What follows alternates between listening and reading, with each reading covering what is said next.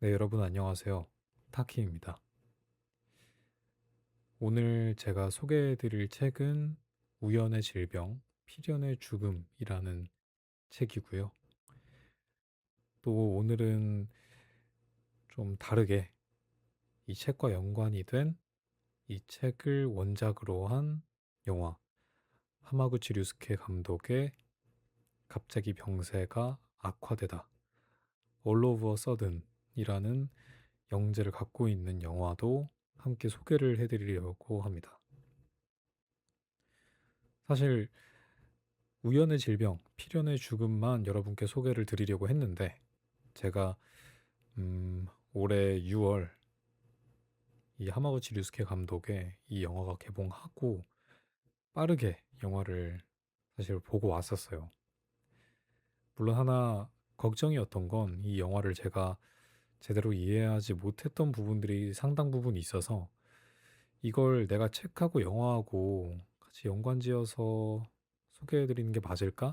좀 고민을 하긴 했으나 제가 영화를 보고 난 뒤에 좀 많은 정보들을 찾아보기도 했고, 그리고 이 영화가 빠르면 올해 말, 뭐 느리면 내년 초 정도에는 나올 것 같아서 여러분께 이 책과 영화를 함께 소개해드리면 매우 흥미롭고 또 영화에도 많은 분들이 관심을 가지실 것 같아서 책도 소개할 겸 영화도 소개하는 시간을 이번엔 특별하게 가져볼 생각입니다.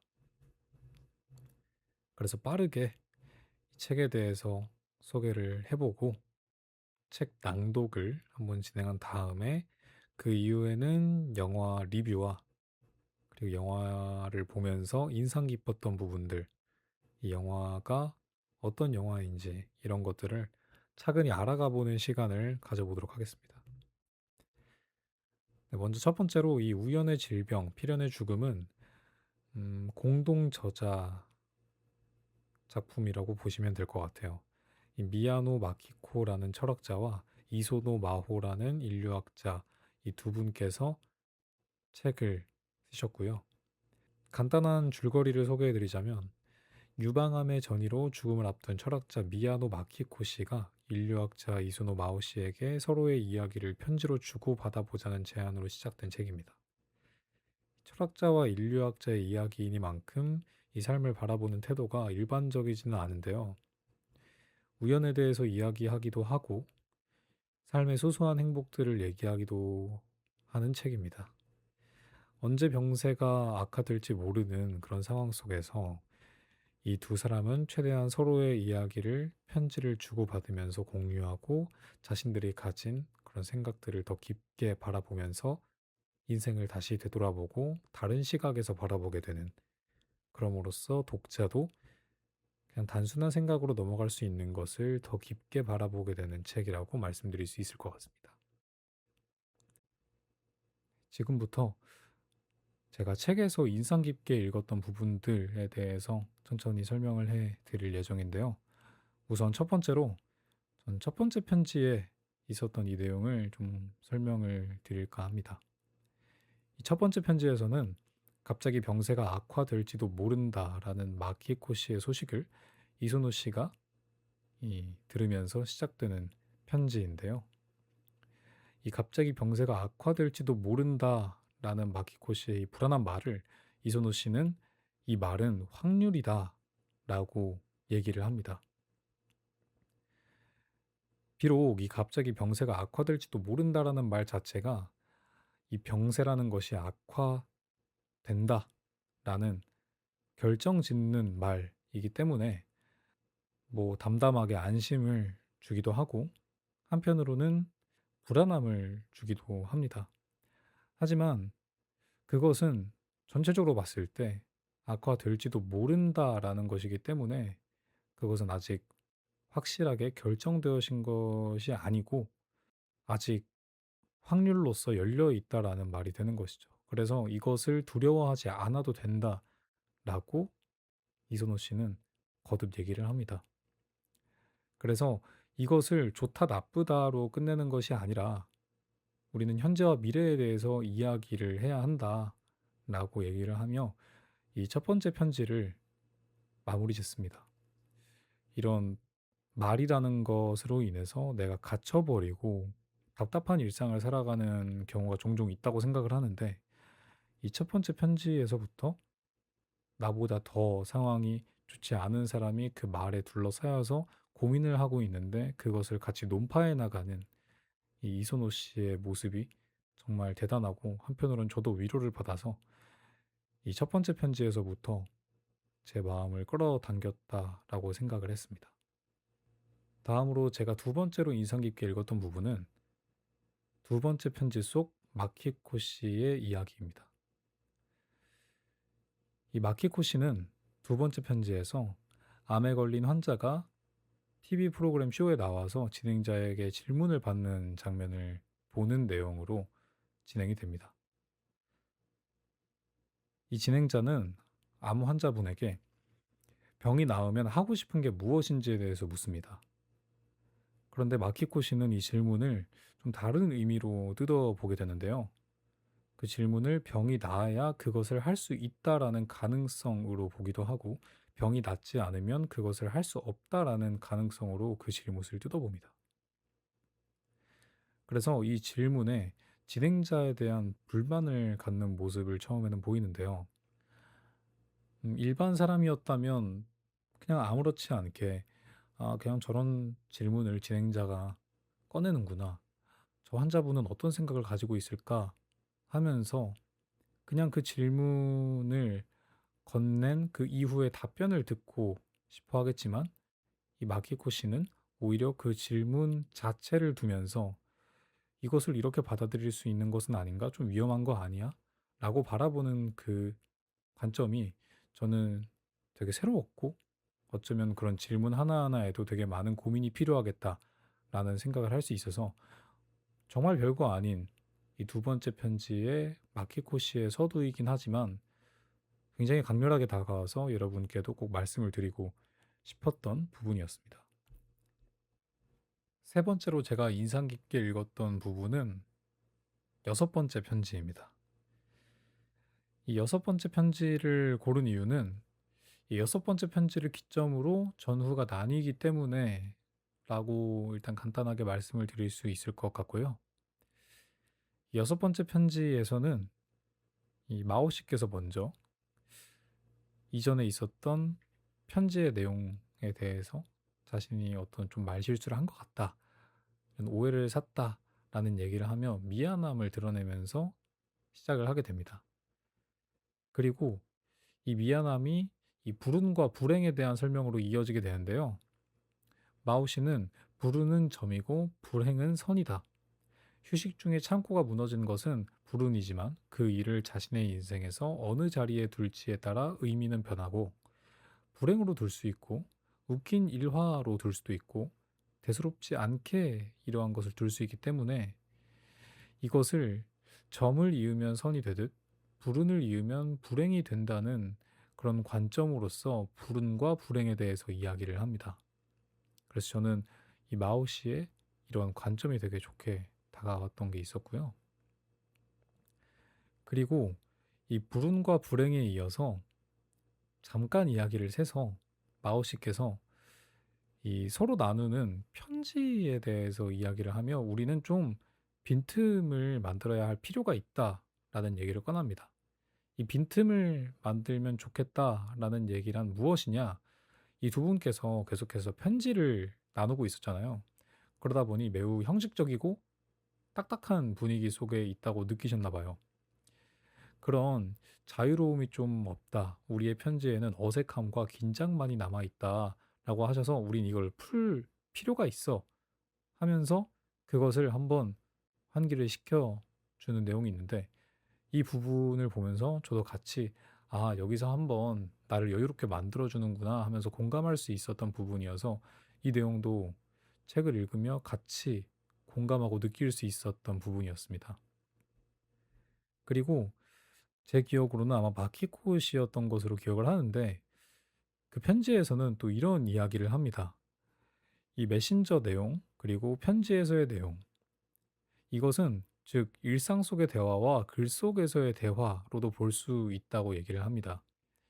뭐 일상 속의 대화는 메시지, 그러니까 우리가 메신저로 주고받는 대화일 것이고요. 글 속에서의 대화는 편하게 하지 않고 어떤 형식을 갖춰서 하는 것이니 편지를 두고 하는 얘기입니다. 그래서 이 일상 속의 대화는 어디로 셀지 모르고 범위가 넓지만 글 속에서의 대화는 딱딱하고 일정하게 정해져 있다라고 얘기를 합니다. 근데 이것은 환자의 대화와 평범한 사람의 대화와 크게 다를 게 없다라고도 얘기를 하는데요. 이 환자가 자신의 암에 대해 이야기를 할 때는 글 속에서의 말처럼 딱딱해지는 것처럼 매우 정확하게 자신의 병을 전달하려고 하는 게 있다라고 얘기를 합니다.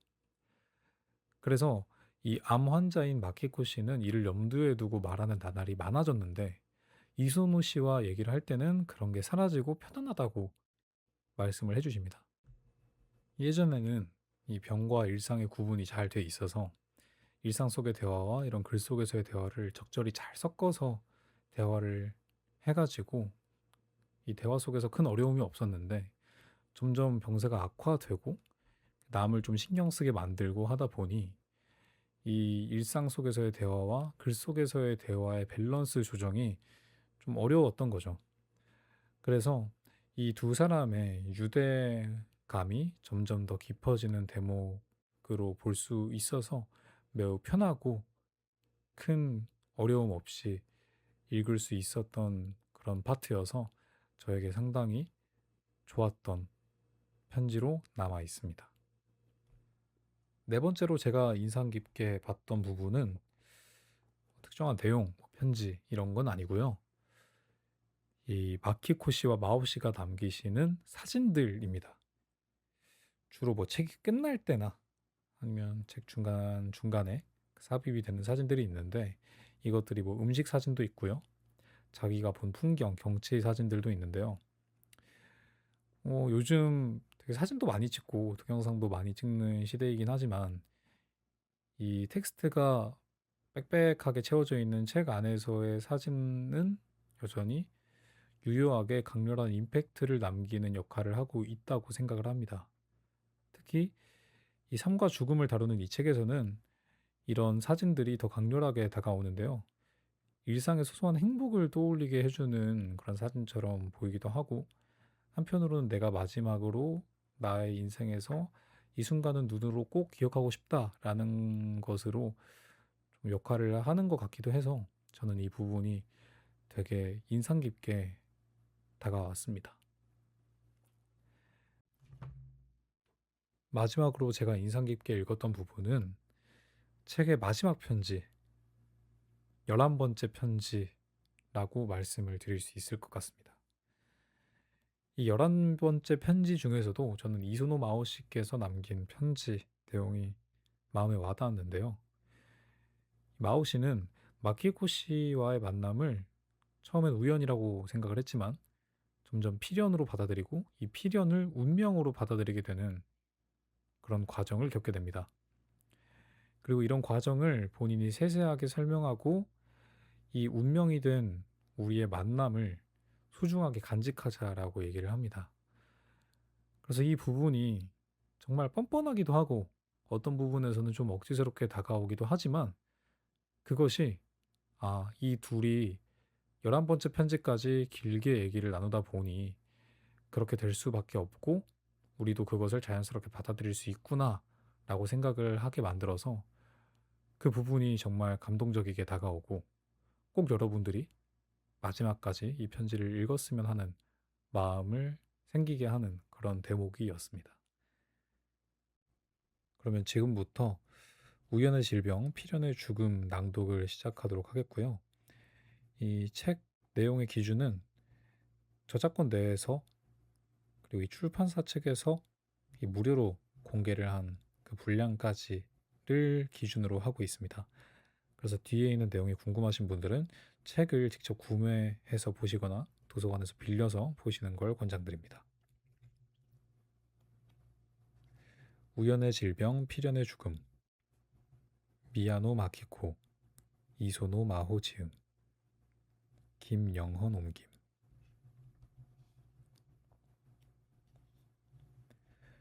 미야노 마키코. 학부 시절에는 연극부에서 각본과 연출을 담당했다. 연극에 열중하느라 2년 동안 10학점밖에 취득하지 못했지만 어쩌다 보니 4년 만에 무사히 졸업했다. 연극을 하며 생각하던 것이 바로 철학이었다는 사실을 3학년 때 깨닫고 철학의 길을 나아가기로 결심했다. 자타공인 탐식가로 남에게 음식 추천하길 좋아하며 주위에서는 뭘 먹을지 고민될 때는 미야노에게 물어봐가 원칙처럼 통한다. 특히 라면은 밀가루 선택부터 제면까지 직접 할 정도다. 프로야구팀 히로시마 도요카프의 열성 팬으로 야구광이다. 프로야구 선수를 보면 아마추어 시절 경력부터 줄줄이 읊는 버릇이 있어서 동료 연구자들이 피하곤 한다. 얼핏 차갑고 냉정한 사람 같지만 실은 정열이 넘쳐서 뜨거운 우정이나 학생들의 열의에 쉽게 감동하고 혼자 몰래 눈물 흘리기도 한다.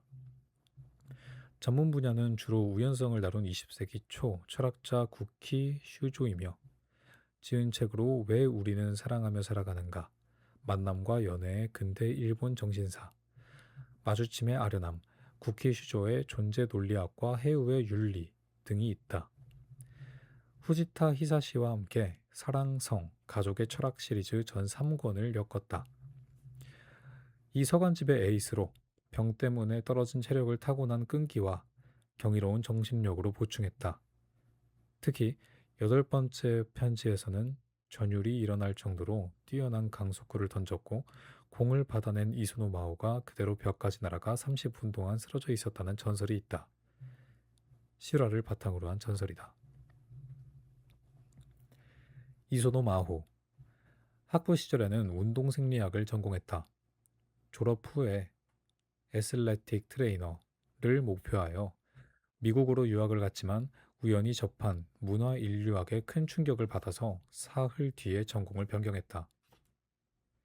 취미로 시작한 복싱에 푹 빠져서 30을 넘긴 나이에 C급 프로복서가 되었다. 가라테 초단이기도 하다. 뒤늦게 자신이 격투기에 너무 깊이 빠진 건 아닌가 당황하고 있다. 프로야구팀 세이브 라이온즈의 팬이다. 어린 시절에는 세이브의 신문 기사를 스크랩했는데 집에서 요미우리 신문을 본 탓에 요미우리 자이언츠의 기사만 실려 있어서 실은 거의 스크랩하지 못했다. 연구 주제는 신체, 섭식, 의료, 불확실성이며 지은 책으로 왜 평범하게 먹을 수 없는가, 거식과 과식의 문화 인류학, 의료인이 말하는 정답 없는 세계, 목숨을 지키는 이들의 인류학, 다이어트 환상, 마른다는 것, 사랑받는다는 것 등이 있다. 이 책에서는 주로 질문을 던지는 역할을 맡았지만 내용에 따라 투수, 포수, 외야수, 상대 선수, 코치 등을 변화무쌍하게 오갔다. 체력과 순발력은 뛰어나지만 지구력과 정신력이 부족한 탓에 나중에는 편지를 쓸 때마다 기진맥진해 처참한 몰골이 되었다. 이 책의 에이스가 병중에서 나란 무엇인가? 라는 물음에 답을 구하는 동반자로 자신을 선택했다는 걸 나중에야 듣고 무척 놀랐다. 들어가며 이 기묘한 편지를 써보자고 말을 꺼낸 사람은 바로 저 미야노 마키코입니다. 처음 기획할 때만 해도 꽤 폭넓은 분야를 아우를 예정이었지만 뒤늦게 정신을 차리고 보니 결국 생과 사를 둘러싼 다큐멘터리이자 생과 사를 함께하는 사람들의 해우에 대한 이야기가 되었습니다. 혹은 병에 걸린 한 철학자가 영혼의 인류학자에게 기대며 내보낸 말들을 기록한 책이라고 해도 무방하겠습니다. 물론 그 말들을 저 혼자 써낸 것은 아닙니다. 항상 이소노 마오라는 동반자가 옆에서 받아주며 이끌어 주었습니다. 이소노 씨는 영문도 모른 채 갑자기 병세가 악화될지도 모르는 제 상황의 한복판에 휘말리고 말았습니다. 제가 처음 이소노 씨에게 편지를 주고받자 제안했을 때는 당연히 몸속에서 자라는 암을 당사자인 제가 어떻게 받아들이는지 이야기해보려 했습니다. 그리고 나아가 질병을 앓는 삶의 불확실성과 위험성을 이소노 씨와 함께 전문적으로 깊게 파고들겠다는 학문적 야심도 있었죠. 그 때문에 제 암투병을 중심에 두긴 했지만 생과 사뿐 아니라 신체와 위험성을 둘러싼 이야기가 유유자적하게 저와 이소노 씨 사이를 오갔습니다. 그런데 편지를 주고받는 사이에 정말로 갑자기 병세가 악화되기 시작했습니다. 그 뒤로 편지의 분위기는 급변했죠. 언제부터 저는 정말로 병이 악화되었을까요? 언제부터 이소노 씨는 저와의 만남과 이별을 동시에 경험하면서 편지를 주고받게 되었을까요? 언제부터 우리는 이런 길로 이끌렸을까요? 단지 우연히 거듭된 결과일까요? 아니면 필연일까요? 이런 질문들 역시 이 책의 주제입니다. 늘 불확실한 시간이 흐르는 가운데 누군가와 만나는 것의 의미와 그 만남이 선사하는 놀라움. 당연히 그 만남에서 도망칠 수 있는데 왜 그러지 않았을까? 만남을 통해 과연 무엇을 얻었을까? 하는 의문.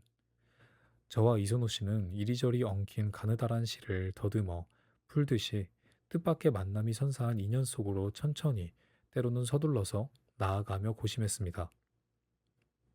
마지막으로 여러분이 보게 될 풍경이 그 인연 너머에 있는 시작으로 가득한 세계로 이어지길 기도합니다. 미야노 마키코.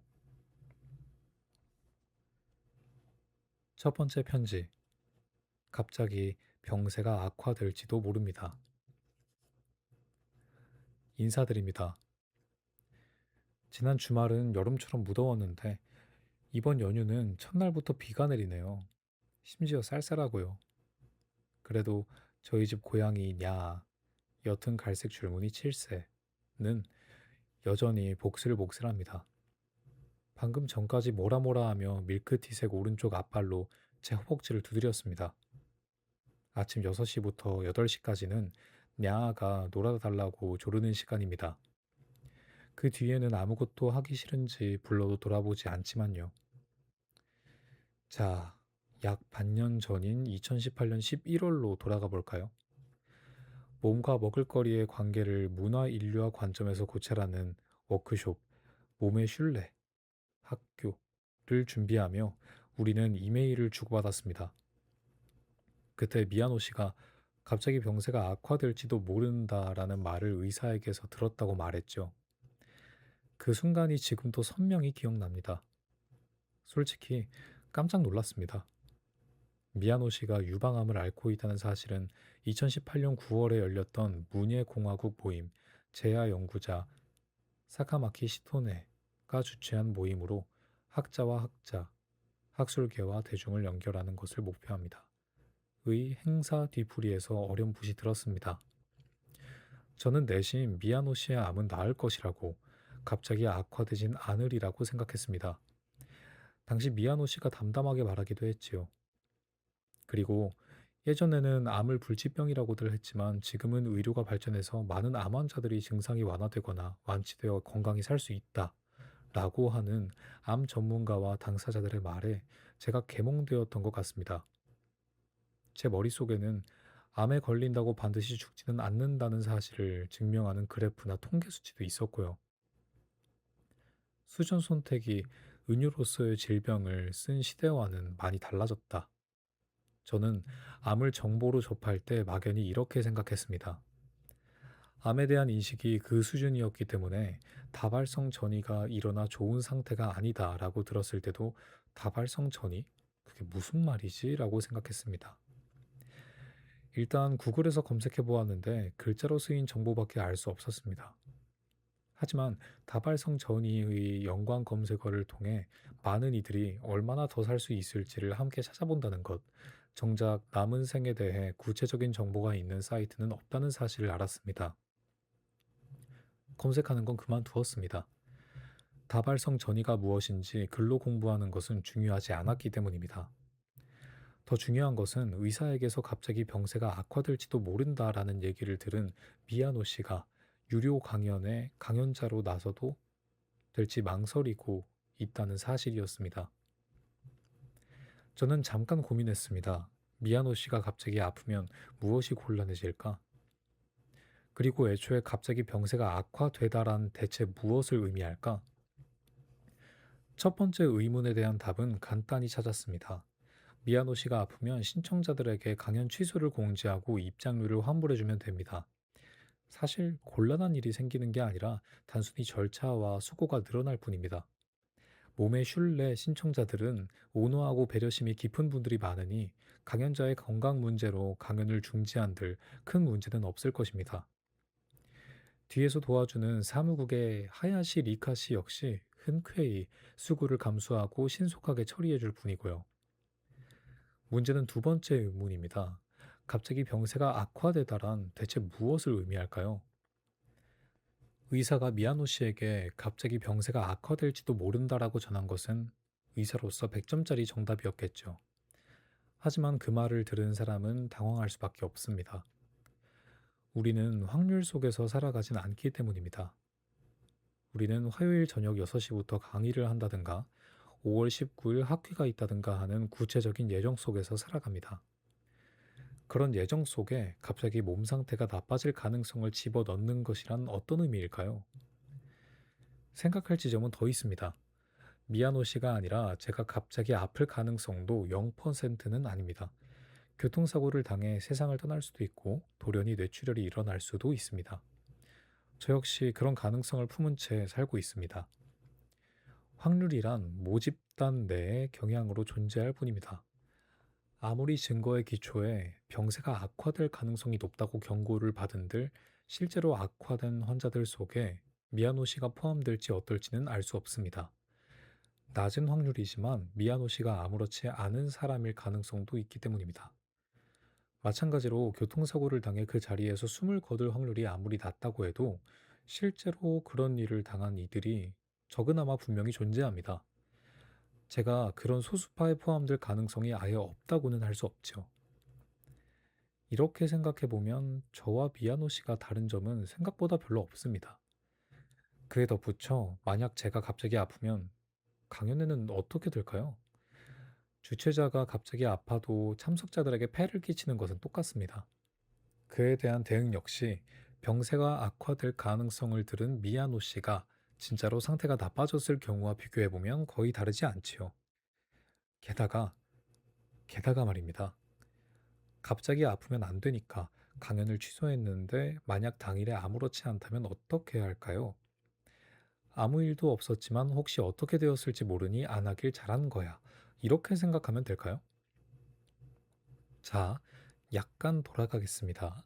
이쯤에서 확률에 대한 이야기의 깊이를 더하기 위해 제가 순환기 내과 외래 현장을 조사하다 만난 한 여성에 대해 이야기해 보겠습니다. 비밀을 보장해야 할 의무가 있어서 좀 각색했지만 요즘은 달라지지 않았습니다. 그 공원에 한 번 더. 야마다 도요코 씨 72세는 반년 전에 발견한 심방 잔떨림을 치료하기 위해 신축 후에 있는 순환기 전문 병원을 다니고 있습니다. 심방 잔떨림이란 부정맥의 일종인데 곧장 생명과 직결되는 부정맥은 아닙니다. 하지만 심방에 피가 고여 혈전이 생기기 쉬운데 그 혈전이 뇌로 이동하면 뇌경색을 일으킵니다.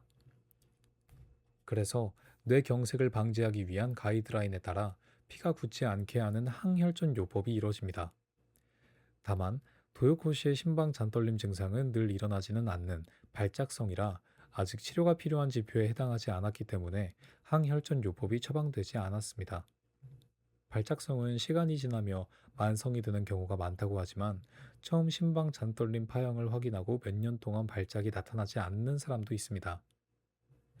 도요코 씨는 집 근처 언덕 위의 공원에 파피용종 반려견 산타로를 데리고 산책을 나갔다가 처음 심방 잔떨림 발작을 겪었습니다. 두 자녀가 한참 전에 독립한 뒤 남편과 둘이 살아가는 도요코 씨에게 반려견은 자식이나 다름없습니다. 그날은 초가을에 날씨도 쾌청했는데 도요코 씨는 아직 여름 기운이 남아있는 시원한 오전에 산책을 나갔습니다. 산책을 무척 좋아하는 산타로는 나비 날개 같은 귀와 꼬리를 쫑긋 세우고 도요코 씨의 곁을 늠름하게 걸었습니다. 여느 때와 다르지 않은 산책이었지만 조용한 공원으로 향하는 계단을 오르는 순간 도요코 씨의 심장이 여태껏 느껴본 적 없는 속도로 뛰기 시작했습니다. 잠시 쉬니 평소대로 돌아와서 집까지 무사히 돌아왔지만 뭔가 이상하다고 느낀 도요코 씨는 얼른 병원으로 가 검사를 받았습니다. 진단 결과는 심방 잔떨림이었지요. 심방 잔떨림에 대한 설명을 들은 도요코 씨는 만성이 되어 뇌경색이 일어나는 것만은 어떻게든 피하고 싶었기 때문에 생활 방식을 아예 바꿨습니다. 일주일에 한 번씩 친구와 노래방에 가서 마시던 술을 끊었습니다. 자극을 주는 것이 좋지 않을 수 있다며 노래방에 가는 횟수도 줄였지요. 장거리 이동이 심장에 부담을 줄까봐 아버지의 기일에 가던 성묘도 그만두었습니다. 반려견과 산책하는 것은 남편에게 맡겼습니다. 짐을 들거나 오르막길을 오르면 심장이 무리할 수 있다고 의사가 말했기 때문입니다. 그렇게 반년이 지났고 도요코 씨는 그 사이에 아무런 발작도 겪지 않았습니다. 자신감을 얻은 도요코 씨는 2달마다 가던 진료를 앞두고 처음 발작을 겪은 날에 대한 서력이라며 산타로와 함께 오랜만에 산책을 나섰습니다. 그날처럼 귀를 쫑긋 세우고 즐거운 듯이 꼬리를 흔드는 산타로와 공원으로 향하는 계단을 천천히 올랐습니다. 반년 전에 겪었던 발작은 일어나지 않았습니다. 도요코 씨는 생각했습니다. 나은 게 틀림없어. 이튿날 도요코 씨는 의사에게 기쁜 소식을 알릴 기대감에 차 병원을 찾았습니다. 그런데 접수를 하던 그 순간 다시 똑같은 발작이 일어났습니다. 심전도를 보니 심방 잔떨림의 파형이 나타났습니다. 의사는 심방 잔떨림은 한 번 나타나면 어떻게 해도 다시 일어나기 쉬워요 라며 침울해하는 도요코 씨를 진정시키고 기운을 복돋우려 했습니다. 하지만 도요코 씨는 충격을 감출 수 없었습니다. 미야노 씨가 현재 겪고 있는 암과 발작성 심방 잔떨림, 전혀 다른 질환이지만 갑자기 악화될 가능성이 숨어 있다는 점은 비슷합니다. 저는 미야노 씨가 작년 11월에 보낸 메일을 떠올릴 때마다 도요코 씨가 생각납니다. 도요코 씨의 심방 잔떨림이 재발한 것은 의학적으로 상정해 두었던 일입니다. 그러니 도요코 씨가 반년 동안 심방 잔떨림을 완치하려고 노력한 것은 의학적으로 의미 없는 일이라고 하는 의사가 있을지도 모릅니다. 하지만 만약 도요코 씨의 심방 잔떨림이 몇 년이 지나도 재발하지 않았다면 어떨까요? 그래도 도요코 씨의 노력에 의미가 없다고, 인과관계가 없다고 단언할 수 있을까요?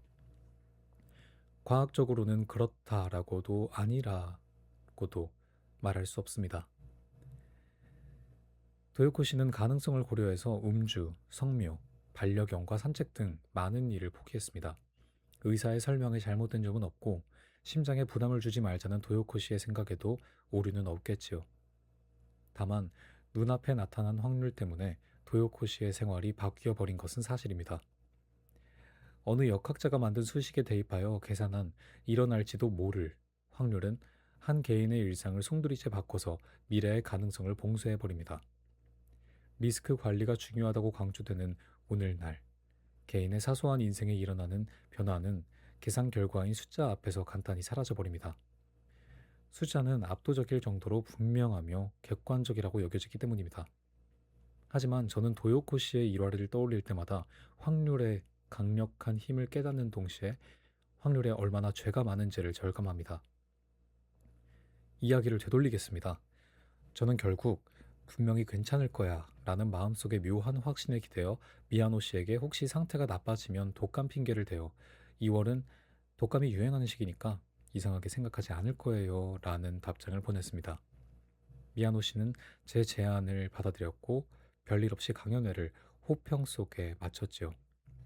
그 일은 후쿠오카에서 한 번 더 행사를 여는 것으로 이어졌고 후쿠오카의 행사 덕에 7월 26일 나고야에서도 행사를 열게 되었습니다.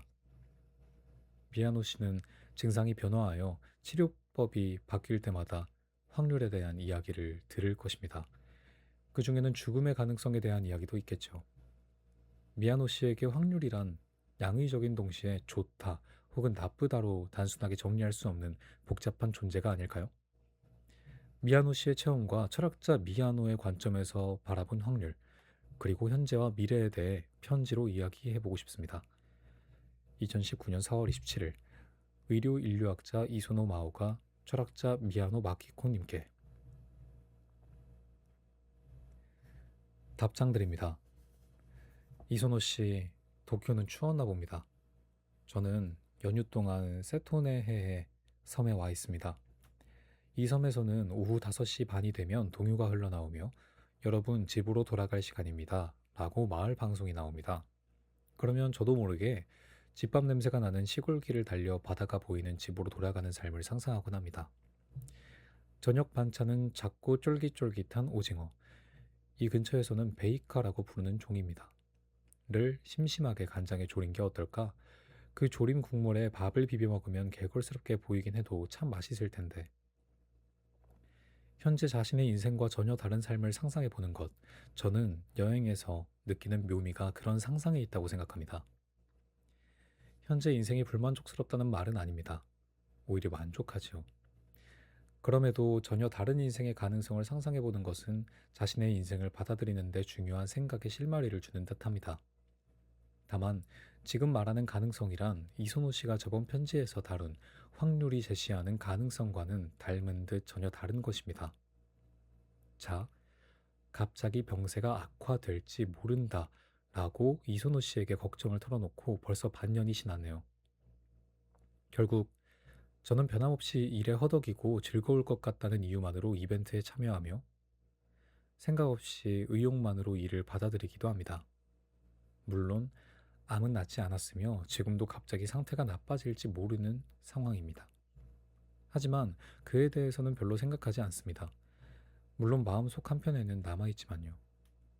이렇게 겁내지 않고 계속 일할 수 있는 것은 그때 이순호 씨가 보내준 메일 덕분입니다. 새삼 다시 찾아보니 이렇게 쓰여있네요. 저 역시 다음 달에 갑자기 무슨 일을 겪을지 모릅니다. 단순히 병을 진단받지 않았을 뿐, 알고 보면 제가 미야노 씨보다 아무것도 하지 못하게 될 확률이 높을지도 모르지요. 리스크란, 위험성이란 무엇일까요? 점점 더 모르겠습니다. 맞는 말씀입니다. 이선호 씨가 아무것도 하지 못하게 될 확률이 높다는 게 아니라 모두에게 똑같이 갑자기 아플 가능성이 있다는 말입니다. 몸에 이상이 없어도 사고나 재해를 만날 위험성에 우리네 인생은 노출되어 있고 언제 갑자기 인생이 바뀌어 버릴지 모릅니다. 단지 평범한 일상에서는 그런 가능성이 눈에 띄지 않고 누구도 우리에게 리스크를 생각하라며 다그치지 않습니다. 하지만 머지않은 미래는 식생활과 생활 습관을 바탕으로 장래 걸릴지도 모르는 병을 예측해 사람들에게 자기 관리를 압박하는 사회가 될 것도 같습니다. 제가 주치의에게 갑자기 병세가 악화될지도 모른다 라는 말을 들은 건 작년 2018년 가을입니다. 처음에는 어떻게 반응해야 하나 망설였습니다.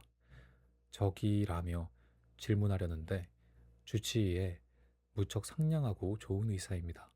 가 말했습니다. 만약을 위해서 말씀드리는데 호스피스를 미리 알아보시는 게 좋겠습니다. 그제야 갑자기 병세가 악화된 뒤에 무슨 일이 기다리고 있는지 깨달았지요. 태어난 척을 하며 의사에게 물었습니다. 상태가 안 좋아지면 얼마나 버틸 수 있을까요? 어디까지나 매우 나쁜 가정입니다만 아무래도 간이니까요. 일단 나빠지면 순식간에 진행됩니다. 빨리 진행된 경우에는 3주 정도 버티다 돌아가신 분도 있습니다. 어? 3주요? 3개월이 아니라? 저도 모르게 목소리를 높였던 게 기억납니다. 20세기의 독일 철학자 마르틴 하이데거는 존재와 시간이라는 책에서 일상에 쫓기는 인간에게 죽음이란 무엇인지 질문하고 다음처럼 말했습니다.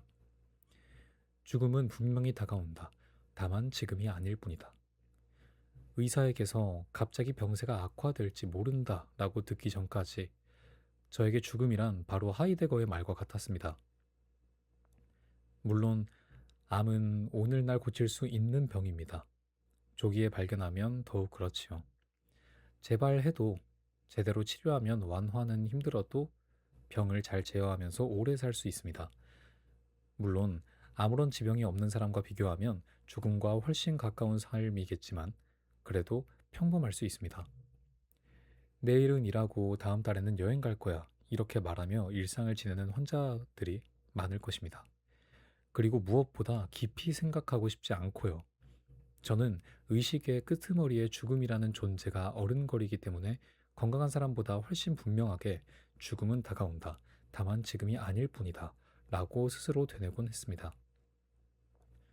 그런데 더 이상 도망칠 수 없을 정도로 그것이 다가와 있었습니다. 죽음이 온다. 나 참 곤란했습니다.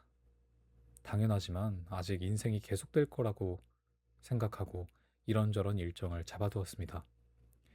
당장 내일 회의가 있고 한 달 뒤에는 행사가 있는데 어떡하지? 조금 있으면 논문 교정도 해야 하고 생각이 복잡했습니다.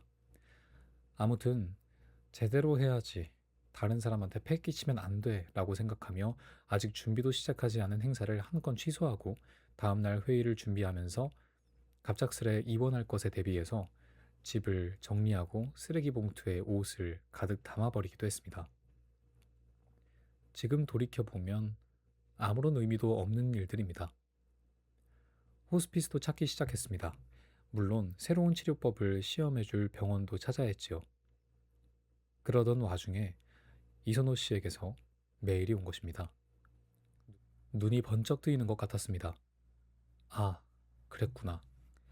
모두 똑같이 갑자기 몸이 아플지 모르는 거구나. 그럼에도 눈앞을 보며 살아가는구나. 네, 여기까지. 우연의 질병, 필연의 죽음 27페이지까지 낭독을 했고요. 이 이후의 내용은 여러분들이 직접 책을 구매하시거나 아니면 도서관에 가서 책을 대여하시거나 혹은 뭐 온라인에도 만약 서비스되고 있는 게 있다면 온라인에서 책을 구매하시거나 대여하셔서 보시면 좋을 것 같습니다. 이 우연의 질병, 필연의 죽음 낭독이 어떠셨을지 모르겠지만 이 책에 흥미가 생겨서 완독을 하는 일이 있으면 좋겠습니다. 그럼 다음으로 이제 이 책을 원작으로 재구성된 작품 하마구치 류스케 감독의 영화 갑자기 병세가 악화되다 소개와 리뷰를 진행해 보도록 하겠습니다. 먼저 간단한 이 영화의 소개를 진행하고요. 다음으로는 감독님에 대한 소개하고 그 이후에 더 디테일하게 영화에 대한 리뷰와 소개를 더 해보도록 하겠습니다. 먼저 갑자기 병세가 악화되다는 일본의 철학자 미야노 마키코 씨와 인류학자 이소노 마오 씨가 주고받은 이 실제 편지를 묶은 이 책을 느슨하게 영감받아서 재구성한 작품입니다. 작품의 전체적인 관계와 구성, 분위기를 가져왔다고 생각을 하시면 좋을 것 같고요. 이 원작에서는 두 학자분이 편지를 주고받으면서 삶과 우연, 죽음에 대해서 이 사유를 나누게 되는데 근데 이러한 관계를 하마구치 류스케 감독님께서는 프랑스 파리를 무대로 일본인 연극 연출가 모리사키 마리라는 캐릭터와 프랑스 요양원 원장 마리루 퐁텐이라는 두 여성의 실제 대면 관계와 이런 영화대에서 존재하는 연극을 중점으로 각색을 하여서 영화화해낸 작품입니다. 이 영화에서는 프랑스 파리가 주 무대로 나오기는 하지만 영화의 중간 부분 정도에 일본이 나오기도 하고요. 이 책 속에서의 두 인물과 영화 속에서의 두 인물이 너무 직업적으로나 어떤 특성 같은 것들이 좀 크게 다르기 때문에 어색하게 다가오지는 않은가에 대한 뭐 궁금증도 생길 수 있을 것 같은데 저는 영화를 보면서 이 책에서 캐릭터를 좀 많이 빌려왔다, 많이 수용시켰다라는 생각도 들었던 것 같아요. 뭐 특히 이 모리사키 마리라는 캐릭터가 연극 연출가라는 이런 특성을 갖고 있잖아요. 근데 이러한 특성도 이 미야노 마키코 씨가 대학을 다녔을 때 이 연극을 하셨던 그런 특성과도 맞닿는 부분이 있고 이 마리루 퐁텐이라는 프랑스 요양원 원장도 책 속에서의 이소노 마오 씨와 그런 특성 같은 부분들이 공통적으로 맞물려 있는 부분들이 꽤 있는데 이소노 마오 씨의 경우에는 마키코 씨를 위해서 절대 그 병세가 악화된다라는 말에 꺾이지 않았으면 좋겠다 하면서 힘을 실어주고 끝까지 편지를 써주시면서 새로운 의미를 발견해 내려고 하시는 그런 부분들이 이 마리루 퐁텐이라는 캐릭터와 많이 연결되어 있습니다. 책과 영화가 되게 큰 내용만을 봤을 때는 다르지만 정신적인 부분들이라고 해야 될까요? 그런 것들이 저는 상당 부분 연결되어 있다고 영화를 보면서 느꼈고 책을 보면서 느껴서 그런 부분에 있어선 크게 뭐 이질감이 있다거나 차이점이 느껴져서 굳이 이 책을 볼 필요는 없었네. 이 영화를 굳이 볼 필요는 없었네 하는 생각은 안 들었던 것 같습니다. 오히려 책과 영화를 둘 다 보면 더 마음이 고양되고 정신 건강이 맑아지는 그런 긍정적인 효과를 봤던 것 같아요. 그리고 다음으로 하마구치 류스케 감독님에 대해서 한번 소개를 드리도록 하겠습니다. 먼저 이 하마구치 류스케 감독님께서는 도쿄 대학 영화 연구회에서 아무렇지 않은 얼굴이라는 장편과 단편을 동시에 제작을 하셨고요. 이후에 도쿄예술대학교에 진학을 하셔서 일본 공포 영화의 대가이자 영화 큐어로 유명하신 구로사와 기요시 감독님으로부터 가르침을 받으면서 본격적인 영화 제작을 시작하셨습니다.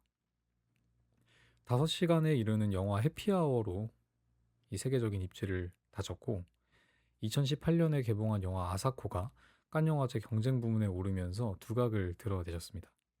이후에는 이 구로사와 기요시 감독님의 스파이의 아내라는 영화의 공동 각본, 그리고 영화 우연과 상상으로 베를린 영화제 심사위원 대상, 영화 드라이브 마이 카로 칸영화제 각본상과 아카데미 국제 장편 영화상, 영화 악은 존재하지 않는다로 베니스 영화제 심사위원 대상을 석권하면서 세계적인 거장 반열에 빠르게 오르신 감독님이라고 설명드릴 수 있을 것 같습니다.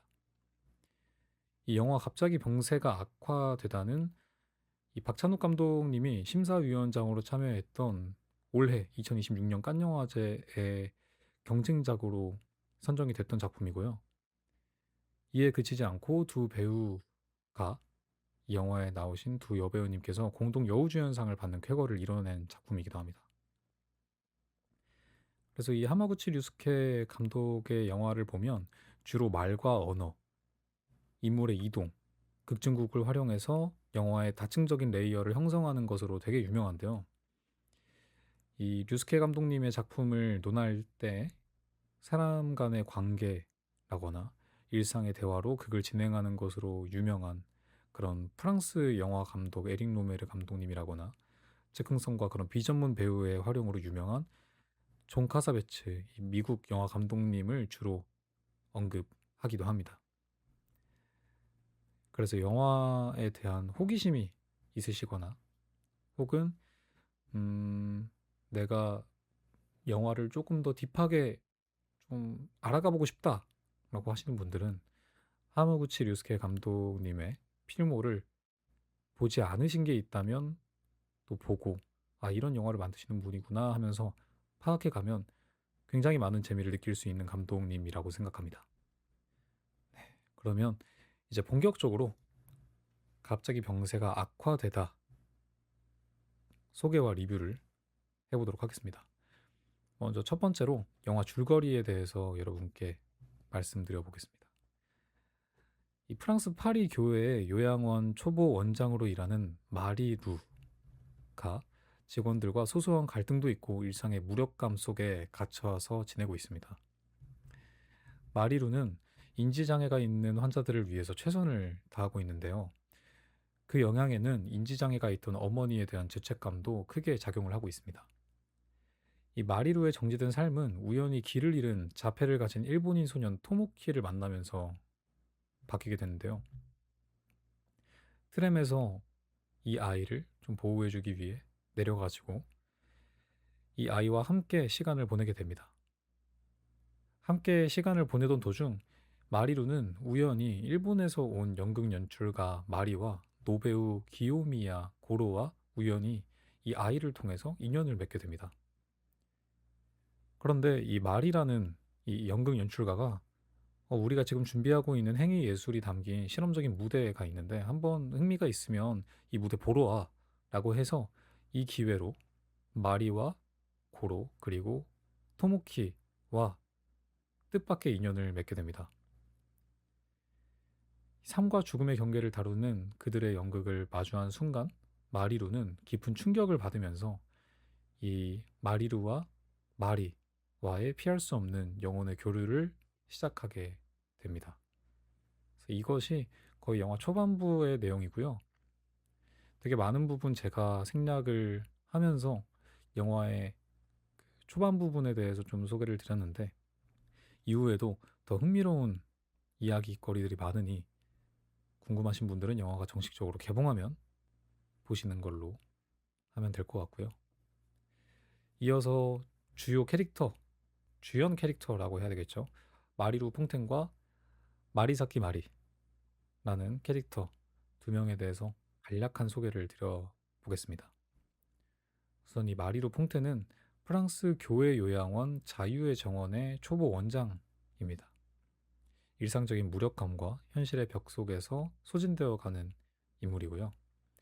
마리사키 마리라는 캐릭터는 암투병 중인 일본인 연극 연출가입니다. 자신이 연출한 연극의 배우 고로와 고로의 손자이자 자폐 성향을 지닌 토모키를 돌보면서 삶의 끝자락에서도 프랑스에서 연극 프로젝트를 기획하고 밀어붙이는 예술가입니다. 이 영화에선 이 두 캐릭터를 중점으로 진행이 되고요. 상당히 구조적이고 철두철미한 계획 안에서 영화가 진행된다라고 보게 되는 그런 대목도 존재를 합니다. 저는 특히 이 영화의 구조에서 그런 걸 엄청 많이 느꼈는데요.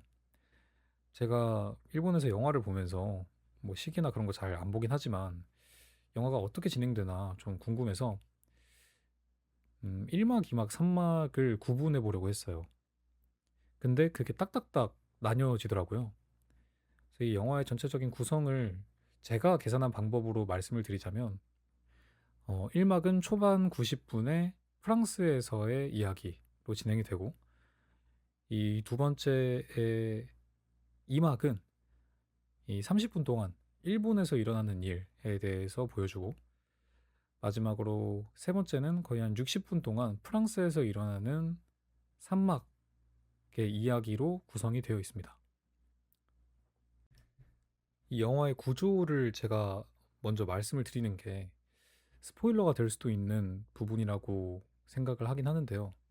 그래도 이 190분씩이나 되는 긴 영화를 구조적으로 나눠서 보고 좀 더 쉽게 이해하는 데도 좋을 것 같아서 이 1막, 2막, 3막으로 나눈 이런 저만의 방식에 대해서 한번 얘기를 해드렸고요.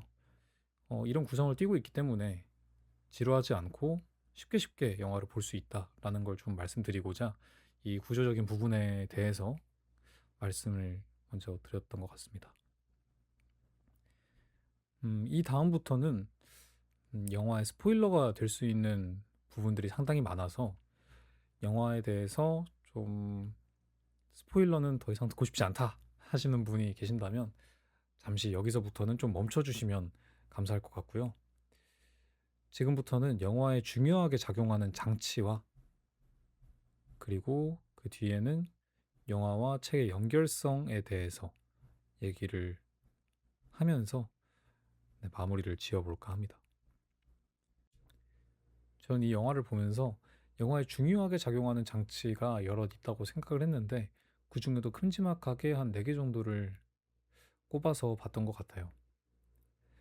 그래서 저는 첫 번째로 이 중요하게 작용하는 장치가 시간을 이용한 시작과 끝이라고 생각을 했습니다. 그러면 이 시작과 끝이라는 걸 정확히 뭐 가시적으로 어떻게 보여주고 있느냐라고 했을 때 이를 음식을 활용해서 보여주고 있다고 봤습니다. 이 영화에는 주로 뭐 커피가 끓는 시간, 뭐 토스트기에서 익어가는 시간, 혹은 라면을 만드는 그런 시간, 그러니까 이제 컵라면이 익어가는 시간, 이런 것들을 하나의 상황으로 두고 그것이 이제 완성됐을 때 뭐 대화가 끊기고 그 다음 상황으로 넘어가는 이러한 역할들을 하는데요. 이런 하나의 상황이 잠깐 동안 지워졌을 때 그들이 나누는 대화들이 그 하나의 상황 안에만 머무는 그런 특성을 가지는 걸 보면서 결국에는 이 대화도 시작이 있으면 끝을 보여주듯이 시간이라는 것도 영원하지 않구나라는 거를 되게 은유적으로 보여주고 있다고 생각을 했습니다. 이 안에서도 어머니의 죽음이라는 게 있고요. 그리고 마리의 예정된 죽음이라는 것도 있고, 컵라면을 먹는 장면도 이 어느 산 중턱, 일본의 산 중턱에 마리가 좋아하는 그런 그 자리가 있는데 거기에서 같이 컵라면 식사를 해요.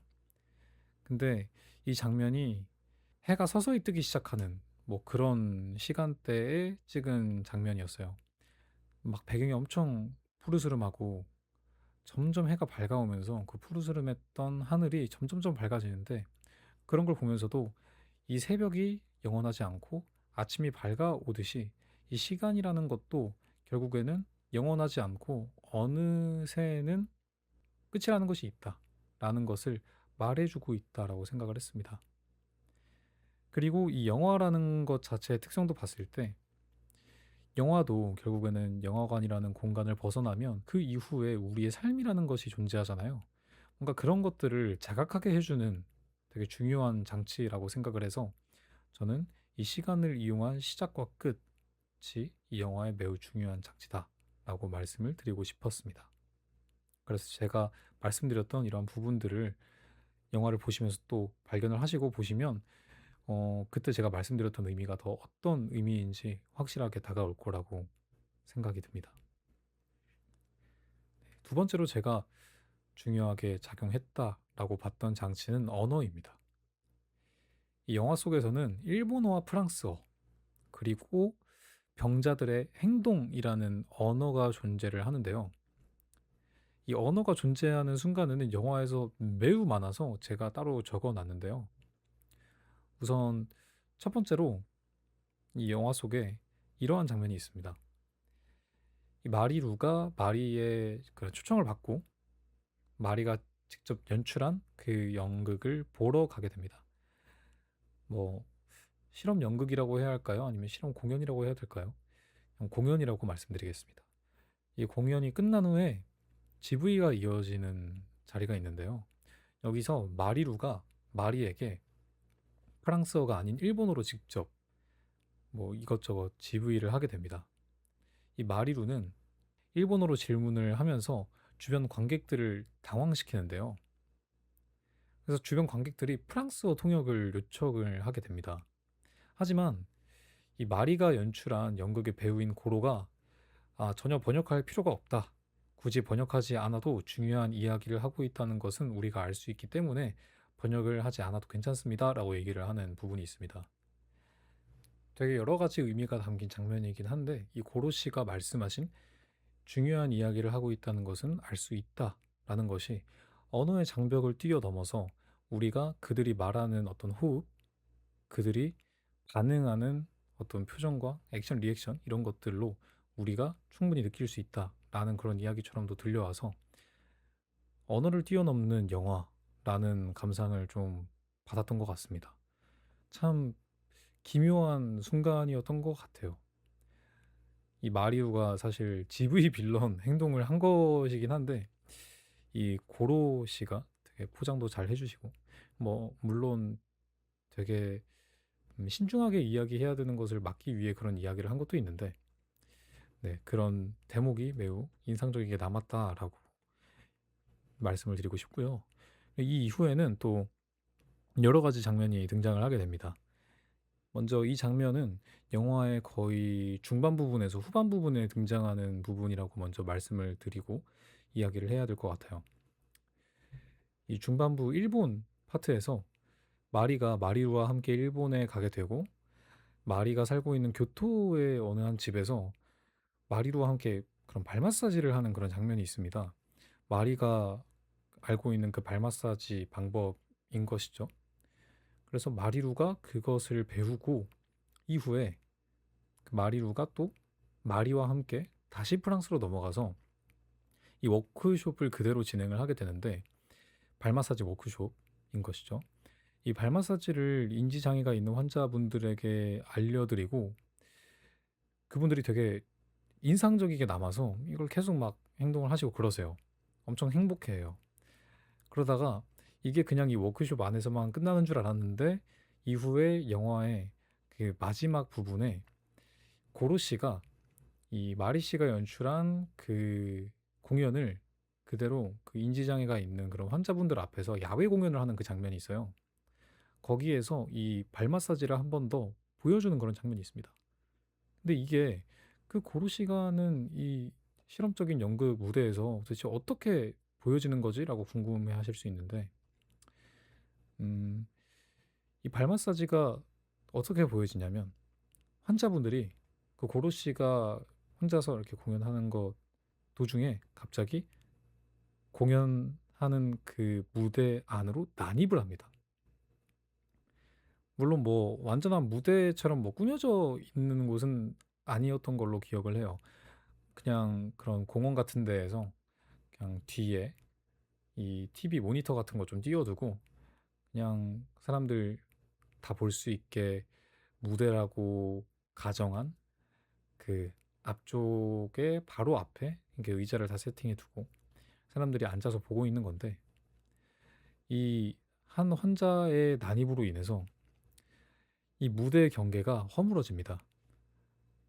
그리고 이 환자도 그 무대 앞에서 넘어지고 모니터도 무너지고 이런 상황이 연출이 되기 시작해요. 연출을 계획하고 뭐 생기게 된 그런 연출은 아닌 거죠. 근데 이 한 명의 환자가 나와서 그런 돌발 행동을 하니까 앉아있던 다른 환자분들도 다 같이 공연에 난입을 하셔서 다 막 이렇게 얽히고 설키고 넘어지고 완전 난리가 납니다. 공연이 좀 불가능한 정도로 환자분들이 난입을 하게 되고, 그래서 이걸 좀 어떻게 공연의 일부로 좀 녹여내야 할까 고민을 하는 장면이 좀 연출이 되는데, 그 이후에 아니나 다를까 이 환자분들이 워크숍 때 배웠던 그 발 마사지, 그 마사지라는 것을 이용해서 서로의 몸을 이렇게 만져주고 보듬어주고 하면서 교감을 하기 시작합니다. 그때 나오는 그 에너지가 상당히 기이하고요. 되게 마법 같은 순간을 보여주게 됩니다. 특히 어떻게든 이 병이라는 것에서 좀 벗어나서 몸부림치고 싶어하는 그 마리라는 인물의 그 심정과도 같아서 이 부분이 한편으로는 감동적이게 다가오기도 합니다. 마지막으로 이것도 어떻게 보면은 음, 그런 어떤 언어가 아닌 어떤 행동으로서 보여지는 언어로 제가 되게 흥미롭게 봤던 그 대목이 또 한 가지 더 있는데요. 그게 뭐였냐면 이 마리루와 마리가 어느 새벽에 대화를 하는 장면인데요. 이 대화를 하는 장면에서는 그 둘이 서로 얼굴을 마주보지 않고 대화를 합니다. 그러면 얼굴을 마주보지 않고 도대체 무엇을 보고 그들이 대화를 하느냐라고 했을 때 서로가 손가락 인형을 끼고 대화를 하기 시작합니다. 이 손가락 인형을 가지고 대화하는 게 도대체 뭐 얼마나 대단한 거냐라고도 생각을 하실 수 있지만, 저는 이것이 내가 하고픈 말을 다른 누군가를 동원해서 대체해서 숨겨진 말을 꺼내는, 나로서 말하는 것이 아니라 빌려온 타인으로 대화를 진행하기 때문에 또 새로운 2차 언어를 또 말하게 되고, 그 2차 언어는 즉 나를 숨기면서 동시에 나를 드러낼 수 있는 되게 아이러니한 언어로 대화를 진행하게 된다라고 생각을 했던 것 같아요.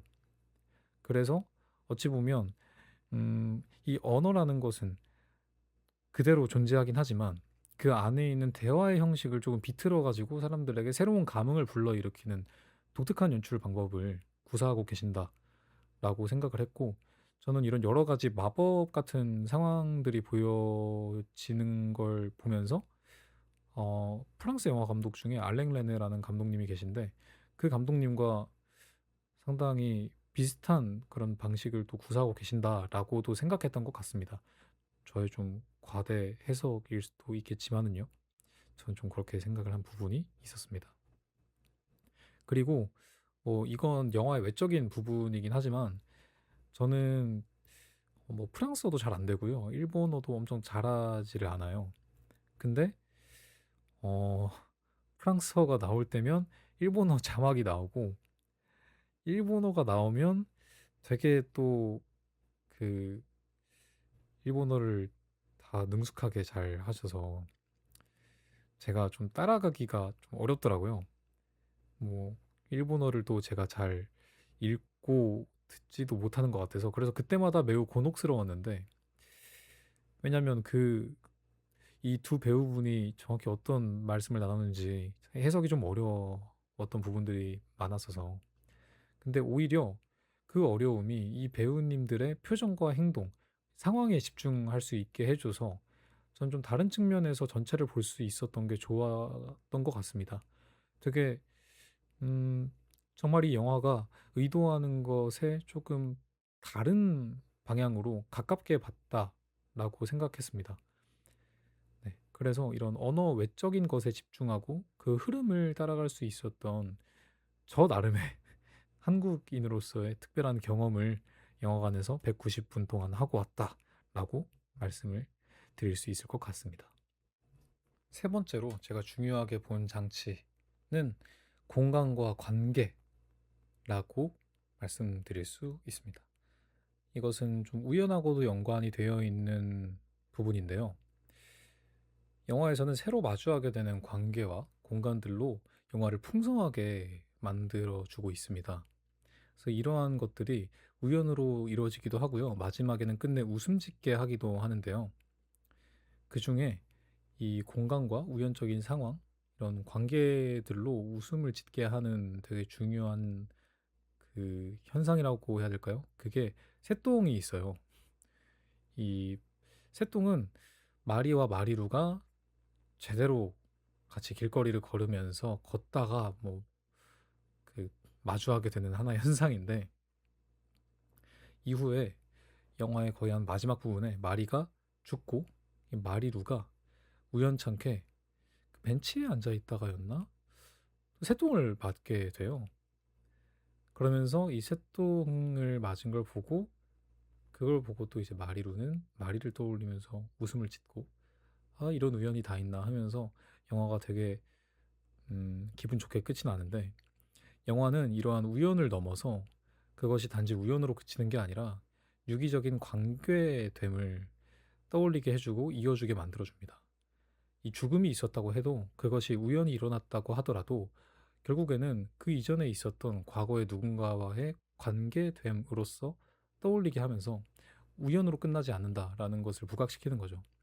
그래서 우연을 필연으로 받아들이게 하고 단절된 것이 아니고 슬픈 것만이 아니고 후회만이 아닌 다음의 도약을 위한 행복이자 극복으로 마주하게 하는 이러한 대목들도 존재하기 때문에 이 공간과 관계 그리고 우연이라는 것이 매우 중요하게 장치적으로 작용하고 있다고 생각을 했습니다.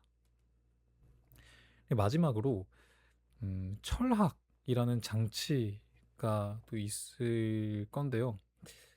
철학과 관련된 부분은 제가 영화를 보면서 되게 디테일하게 잘 캐치하지 못했던 부분이어서 어려운 부분이긴 하지만 다른 분께서 직접 작성하신 글을 인용해서 제가 이 철학과 관련된 부분을 빠르게 설명드리고 끝을 내볼까 합니다.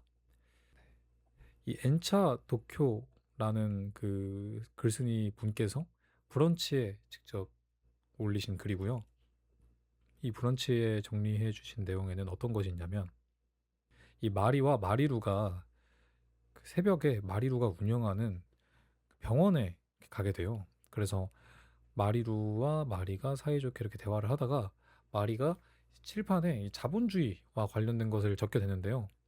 이 칠판에 이것저것 적으면서 마리가 어떤 이야기를 하냐면 자본주의는 now, here, 곧 지금, 여기를 위한 것이다. 지금과 여기를 위해 외부로부터 자연이 주는 자원, 시간과 여유, 자유, 지방 등을 빼앗아 온다. 저임금의 노동자는 지금 여기를 위해 휴식을 희생하고 돈을 번다. 시간과 자유가 없기 때문에 자본주의 하에서 저출산 고령화 현상은 필수 불가결하다. 특히 상명하복이 미덕인 일본과 한국은 그 현상이 더 빠르게 나타난다. 외부로부터 모든 것을 빼앗아온 자본주의는 더 빼앗아올 것이 없자 본인의 구역을 더더욱 쥐어짠다. 원래는 자본주의 안에 있던 영역이 이제는 자본주의의 핵심부에 의해 빼앗김을 당한다. 영역의 재편성이 일어나고 자기 파괴가 일어난다. 그래서 이런 부분들을 마리가 막 얘기를 하게 되는데요. 이러한 부분이 너무 개인적인 것에 치중된 우리의 삶을 얘기를 하고 결국에는 이 관계라는 것이 중요하다라고 좀 이야기를 하는 그런 부분이었습니다. 이렇게 얘기를 해도 좀 되게 제가 철학적인 부분이라거나 어떤 사회 구조 시스템이라거나 그런 것들을 잘 몰라서 여전히 좀 이해하지 못하는 부분이긴 한데요. 저도 이 철학과 관련된 부분들이 영화가 한국에서 정식적으로 개봉을 했을 때 다시 한번 또 들여다볼 예정이기 때문에 여러분도 어찌 보면 불확실한 이 부분을 함께 영화가 개봉하고 난 뒤에 같이 얘기 나눠보면 좋겠습니다. 그래서 저는 이런 여러 가지 부분들을 영화 속에서 발견을 했고 이 영화를 많은 부분 이해하지 못했음에도 뭐 이미지적으로나 연출적으로나 그리고 두 배우분의 연기적으로나 좋게 본 부분이 상당히 많아서요. 이 갑자기 병세가 악화되다의 점수를 5점 만점에 4점으로 매겼습니다. 하마구치 류스케 감독님의 따스한 시선이 느껴지는 영화라고 보았고 죽음을 두려워하는 우리에게 따뜻하게 위로해주고 인생이 아름답다고 말해주는 영화처럼 다가오기도 했습니다. 뭐 두 배우님의 연기가 좋았다라고 짧게 얘기를 했지만 좀 더 디테일하게 좀 더 얘기를 하자면 차분하고 큰 기복이 없지만 그 삼삼하고 담백한 연기가 엄청 매력적인 그런 연기로 작용하는 영화이기도 하고요. 제가 이런 여러 가지 장치들을 발견을 했듯이 그 장치들을 엮는 재미, 영화를 뜯어보는 재미도 분명히 존재했습니다. 뭐 최근에 영화 후프와 같은 그런 영화들이 개봉을 했는데 이 후프도 2026년 칸 영화제 경쟁작으로 또 오른 영화였어요. 근데 이 호프와는 또 다르게 극과 극의 재미를 갖고 있는 그런 영화이기도 해서 네, 다른 부분으로 많은 재미를 느낄 수 있는 영화다라고 말씀을 드릴 수 있을 것 같고요. 또 일본과 프랑스가 번갈아 나오는 그런 구조를 갖고 있다 보니 여행을 떠나는 기분으로 영화를 마주한다고 보시면 더 즐겁게 영화를 보실 수 있을 것 같습니다. 어떤 분께서는 영화에 푹 빠져서 영화를 감상할 수 있지 않을까라는 생각도 드는 것 같습니다. 그래서 마지막으로 제가 영화와 책의 연결성에 대해서 얘기를 하고 마무리를 좀 해볼 건데요.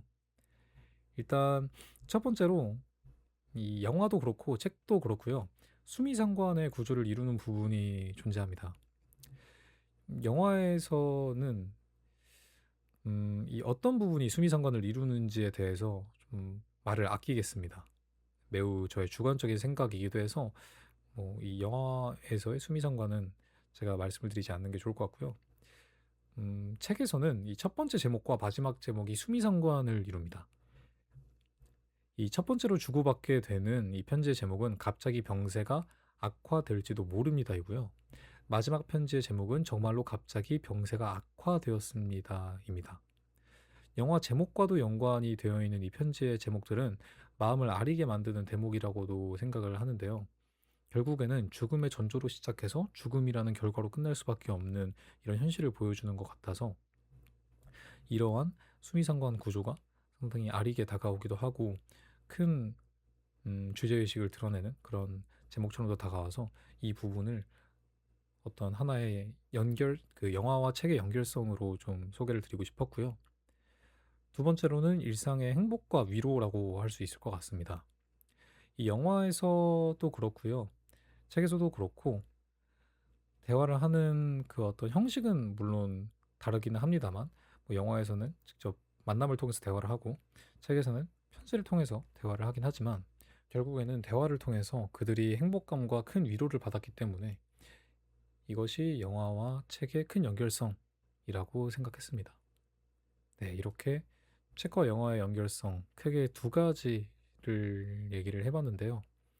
이제 마지막으로 마무리 멘트를 하면서 끝을 내도록 하겠습니다.